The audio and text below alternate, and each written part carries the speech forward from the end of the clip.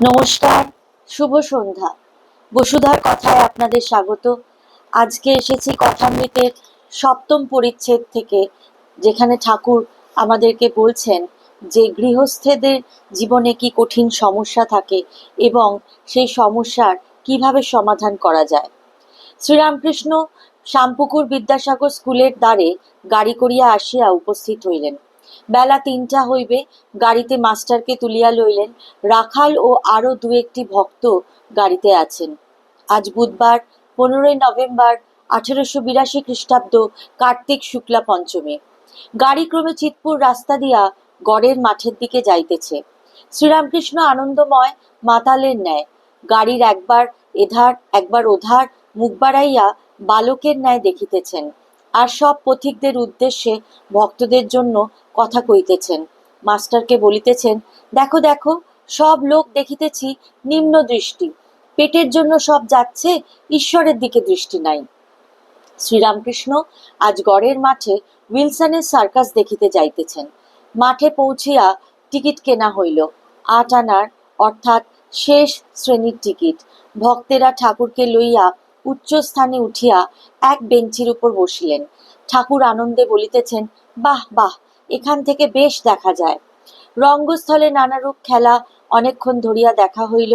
গোলাকার রাস্তায় ঘোড়া দৌড়িতেছে, ঘোড়ার পৃষ্ঠে এক পায়ে বিবি দাঁড়াইয়া, আবার মাঝে মাঝে সামনে বড় বড় লোহার রিং।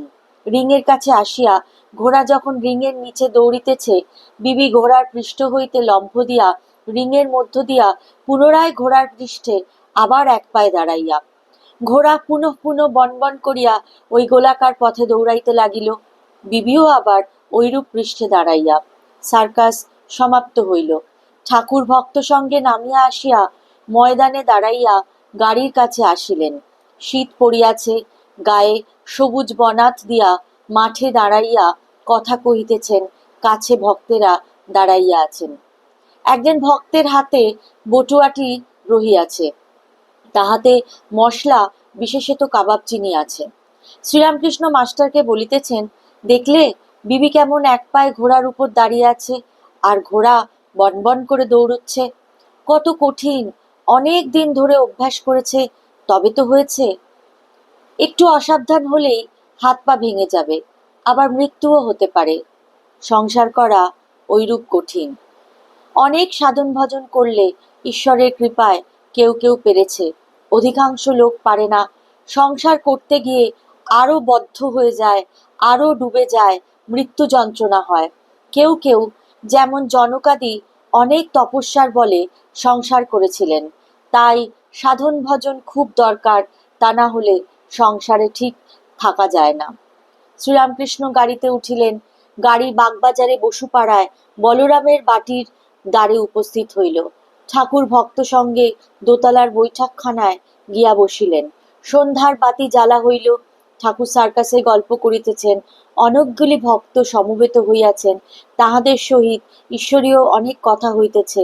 মুখে অন্য কথা কিছুই নাই, কেবল ঈশ্বরীয় কথা। আজ এই পর্যন্তই থাক। আবার আগামীকাল আপনাদের সামনে নতুন কিছু নিয়ে উপস্থিত হব। ভালো থাকবেন। শুভরাত্রি। সর্বে ভবন্তু সুখিনা, সর্বে সন্তু নিরাময়া, সর্বে ভদ্রাণি পশ্যন্তু, মা কশ্চিৎ দুঃখভাগ্ ভবেৎ।